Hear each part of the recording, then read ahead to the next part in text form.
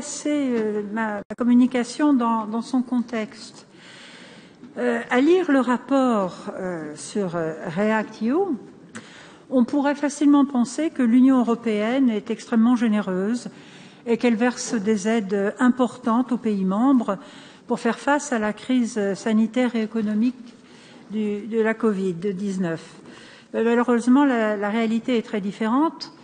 Et je voudrais une fois de plus rappeler que jusqu'ici, nous étions sur la base d'une contribution française au budget de l'Union européenne de l'ordre de 21 milliards d'euros et qu'en échange, en retour, nous n'en recevons que 13, Pâques comprises. Et sur la prochaine période, on sait que la contribution française va encore augmenter de 5 milliards par an. Alors, en appliquant le même ratio, très injuste pour les Français, les 99 millions du plan REACT-EU, les deux programmes confondus, donc ces 99 millions qui nous sont alloués représentent en fait un manque à gagner de presque 61 millions pour la région Centre-Val de Loire, d'une part. Mais ce n'est pas encore le pire. La France recevra donc 308 milliards d'aides directes, un peu plus de 38 milliards. L'Italie, pour info, 81 milliards d'euros. La France recevra donc 38 milliards d'euros.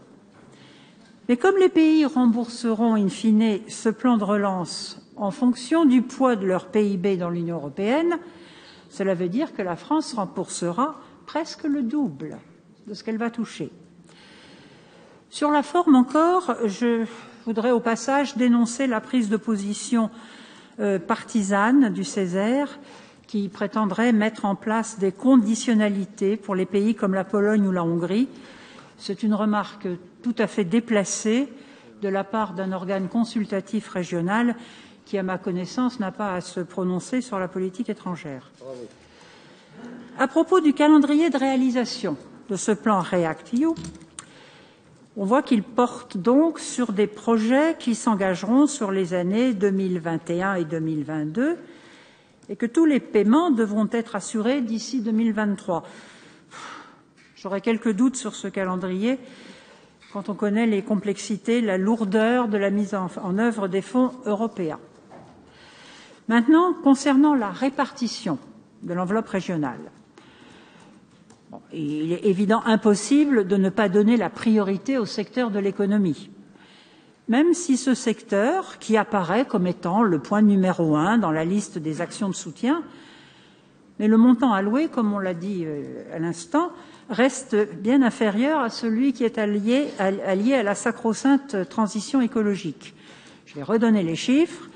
26,5 millions d'euros contre 38 millions pour les investissements dans le cadre de la transition écologique. Alors, nous ne sommes pas contre une transition écologique, mais il nous semble indécent de conditionner les aides à des investissements dits verts. Ce n'est pas le réchauffement climatique qui a créé la Covid-19 et les ravages que l'épidémie a cause et causera demandent pour être réparés une mobilisation globale et non pas sélective. Notons encore que certains secteurs qui ont beaucoup souffert des deux confinements et on aurait souhaité que les pouvoirs publics interviennent massivement pour les soutenir. Je pense évidemment à l'hôtellerie-restauration, mais aussi à l'aéronautique, à la culture ou au sport. Enfin, comme l'a dit Mme Greffe tout à l'heure, on peut déplorer qu'on ne prévoit que 800 000 euros pour la santé, c'est-à-dire moins d'1%. C'est vrai que depuis quelques années, la santé est vraiment utilisée comme une variable budgétaire. Et pour conclure, moi, je vous dirais que le fonds en question est notoirement insuffisant et que la répartition de l'enveloppe est regrettablement mal faite. Merci de votre attention. Merci. Merci Mme Péan. Monsieur Girardin, la parole.